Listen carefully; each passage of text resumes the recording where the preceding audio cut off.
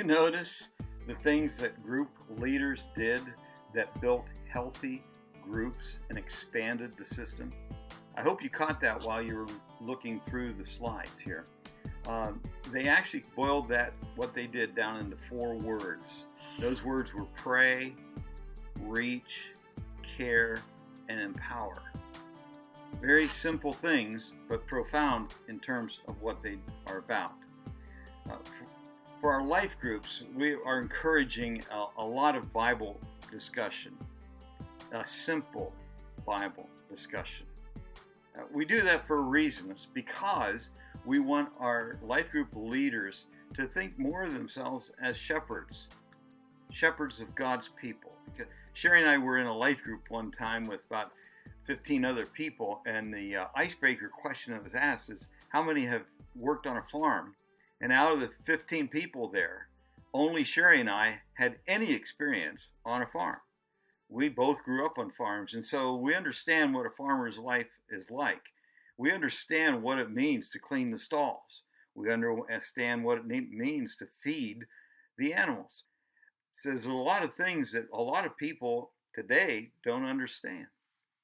So that's why I want to take just a little bit of time here and remind you about some of the things from the Bible. David was called a shepherd. And, well, matter of fact, he was a shepherd. And then he was made the king of Israel. In Psalm 78, it reads this: He took David from tending the ewes and lambs and made him the shepherd of Jacob's descendants, God's own people, Israel. He cared for them with a true heart and led them with his skilled hands. David knew how to lead people because of his working with the sheep. Jesus said, I am the good shepherd. I know my own sheep, and they know me, just as my Father knows me, and I know the Father, and I lay down my life for the sheep. He gave parables about the sheep. In Luke chapter 15, talked about the lost sheep and how if a shepherd loses one sheep out of 100, he leaves the 99 to find that one sheep. He knows how important every animal is. In John chapter 21, after he had been risen from the dead, and he's meeting with his disciples, and he asked Peter 3 times, do you love me? And of course Peter said, sure, I love you. And Jesus replied, feed my lambs. And then he asked him again, do you love me? And Peter, Lord, you know that I love you. Then he said, take care of my sheep. And he asked him a 3rd time, do you love me? And then he said, feed my sheep.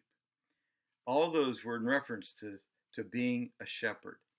Paul picked up on the shepherding imagery in Ephesians 4, verses 11 and 12. He says, now these are the gifts Christ gave to the church: the apostles, the prophets, the evangelists, and the pastors or shepherds. That's the same word, and teachers.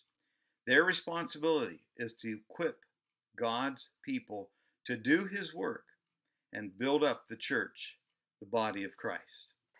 Our vision for our life groups is that our life group leaders would serve as shepherds.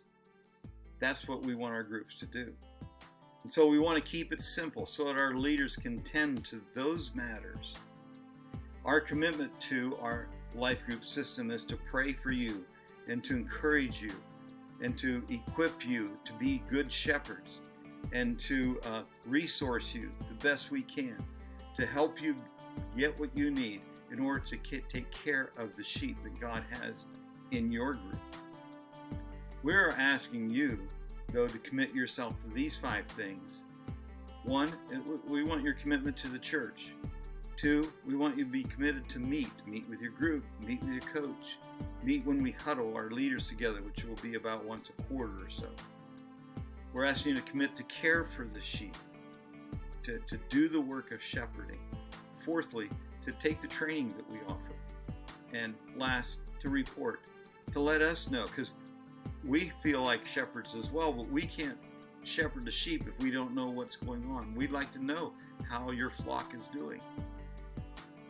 Thanks for being a shepherd.